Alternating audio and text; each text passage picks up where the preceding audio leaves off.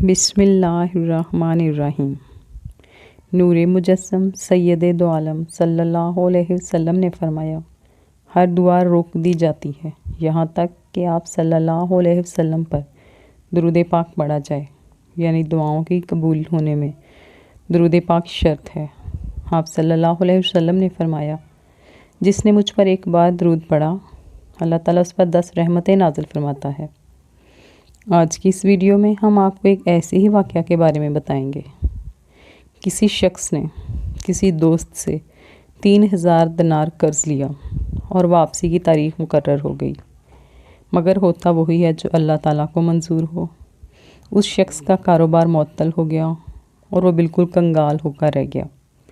قرض خواہ نے تاریخ مقررہ پر پہنچ کر قرضہ کی واپسی کا مطالبہ کیا۔ اس مقروض نے معذرت چاہی کہ بھائی میں مجبور ہوں، میرے پاس کوئی چیز نہیں ہے۔ قرض خواہ نے قاضی کے ہاں دعویٰ دائر کر دیا۔ قاضی صاحب نے اس مقروض کو طلب کیا اور سماعت کے بعد اس مقروض کو 1 ماہ کی مہلت دی اور فرمایا، اس قرضہ کی واپسی کا انتظام کرو۔ مقروض عدالت سے باہر آیا اور سوچنے لگا کہ کیا کروں۔ ممکن ہے اس نے کہیں یہ پڑھا ہو یا علماء اکرام سے سنا ہو کہ رسول اللہ صلی اللہ علیہ وسلم کا ارشاد گرامی ہے، جس بندے پر کوئی مصیبت، کوئی پریشانی آ جائے تو وہ مجھ پر درود پاک کی کثرت کرے، کیونکہ درود پاک مصیبتوں اور پریشانیوں کو لے جاتا ہے اور رزق بڑھاتا ہے۔ اس نے عاجزی اور زاری کے ساتھ مسجد کے گوشے میں بیٹھ کر درود پاک پڑھنا شروع کر دیا۔ جب 27 دن گزر گئے تو رات کو اسے خواب دکھائی دیا۔ کوئی کہنے والا کہتا ہے، میرے بندے تو پریشان نہ ہو، اللہ تعالیٰ کارساز ہے، تیرا قرض ادا ہو جائے گا۔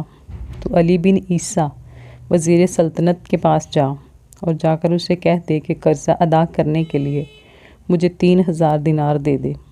فرمایا، جب میں بیدار ہوا تو بڑا خوشحال تھا، پریشانی ختم ہو چکی تھی، لیکن یہ خیال آیا کہ اگر وزیر صاحب کوئی دلیل یا نشانی طلب کریں گے تو میرے پاس تو کوئی دلیل نہیں ہے۔ دوسری رات ہوئی، جب آنکھ سو گئی تو قسمت جاگ اٹھی۔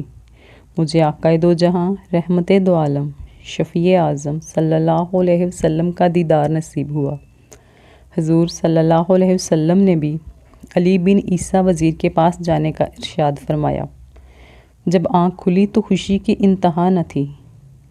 تیسری رات پھر امت کے والی صلی اللہ علیہ وسلم تشریف لاتے ہیں اور پھر حکم فرماتے ہیں، وزیر علی بن عیسیٰ کے پاس جاؤ اور اسے یہ فرمان سنا دو۔ عرض کیا، یا رسول اللہ صلی اللہ علیہ وسلم، میرے ماں باپ آپ پر فدا، میں کوئی دلیل یا علامت چاہتا ہوں جو کہ اس ارشاد کی صداقت کی دلیل ہو۔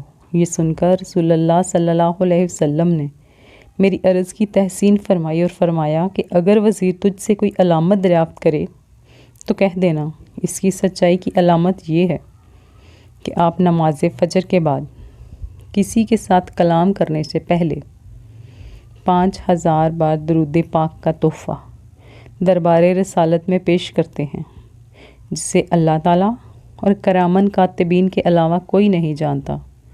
یہ فرما کر سید دو عالم صلی اللہ علیہ وآلہ وسلم تشریف لے گئے۔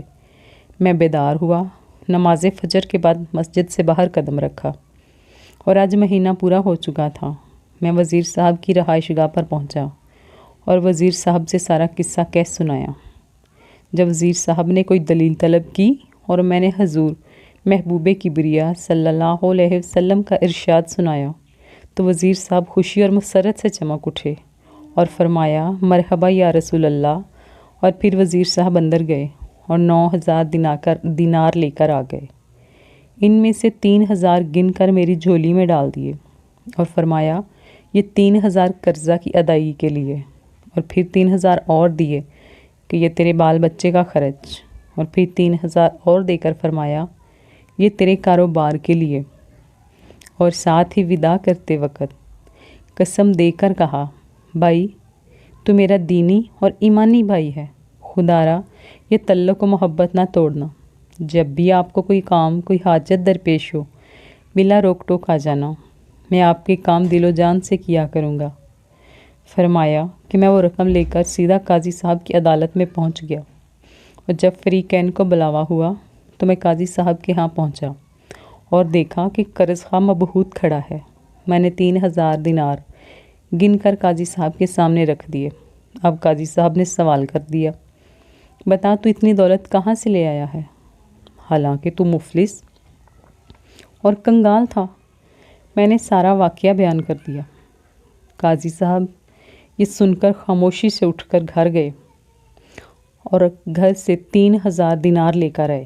فرمایا، ساری برکتیں وزیر صاحب ہی کیوں لوٹ لیں، میں بھی اسی سرکار کا غلام ہوں۔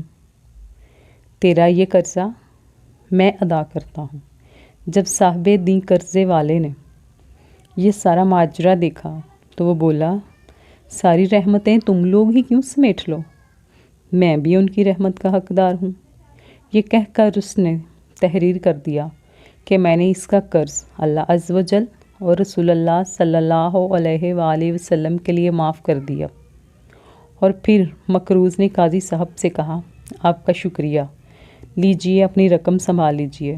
تو قاضی صاحب نے فرمایا، اللہ تعالیٰ اور اس کے پیارے رسول صلی اللہ علیہ وآلہ وسلم کی محبت میں جو دینار لایا ہوں وہ واپس لینے کو ہرگز تیار نہیں ہوں۔ یہ آپ کے ہیں، آپ لے جائیں۔ تو میں 12000 دینار لے کر گھر آ گیا اور قرضہ بھی معاف ہو گیا۔ یہ برکت ساری کی ساری درود پاک کی ہے۔